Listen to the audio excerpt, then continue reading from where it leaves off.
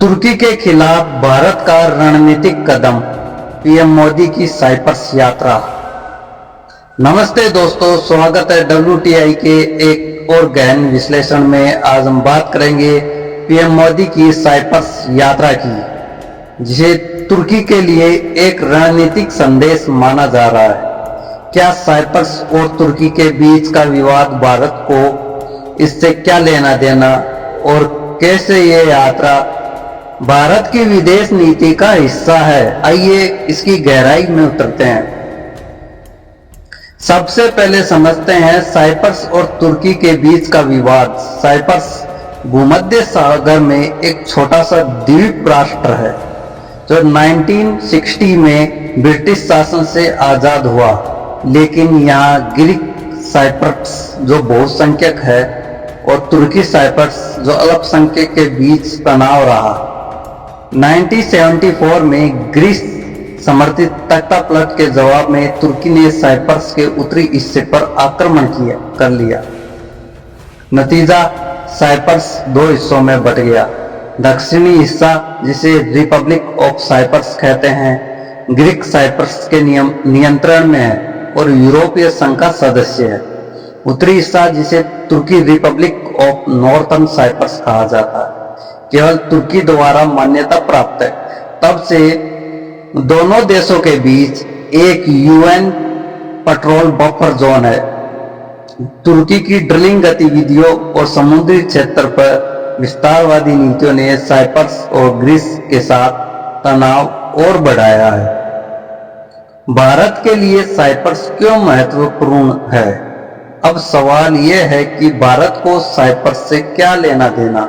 दोस्तों, भारत और साइप्रस के बीच गहरे ऐतिहासिक और कूटनीतिक रिश्ते हैं। दोनों देश ब्रिटिश औपनिवेशिक शासन से आजाद हुए और गैर अलाइन मूवमेंट के सदस्य। साइप्रस ने हमेशा भारत का समर्थन किया, खासकर कश्मीर मुद्दे पर, UNC में स्थायी सीट और परमाणु आपूर्तिकर्ता समूह NSG की सदस्यता पर। भारत भी साइप्रस के क्षेत्रीय विवाद को UNC प्रस्तावों और अंतर्राष्ट्रीय कानून के आधार पर हल करने का समर्थन करता है। इसके अलावा साइप्रस भारत मध्य पूर्व यूरोप आर्थिक गलियारे IMEC का संभावित भागीदार है, जो 2023 G20 शिखर सम्मेलन में शुरू हुआ। इस गलियारे में साइप्रस के बंदरगाह महत्वपूर्ण नोड्स हो सकते हैं। क्या भारत तुर्की को कोई संदेश दे रहा है? अब बड़ा सवाल, क्या पीएम मोदी की साइप्रस यात्रा तुर्की के लिए एक रणनीतिक संदेश है? हाल के वर्षों में भारत और तुर्की के रिश्ते तनावपूर्ण रहे। तुर्की ने पाकिस्तान को कश्मीर मुद्दे पर खुलकर समर्थन दिया और अप्रैल 2025 के पहलगाम आतंकी हमले के बाद ऑपरेशन सिंदूर में भी पाकिस्तान का साथ दिया। दूसरी ओर भारत ने तुर्की के प्रतिद्वंदियों साइप्रस, ग्रीस और आर्मेनिया के साथ रिश्ते मजबूत किए।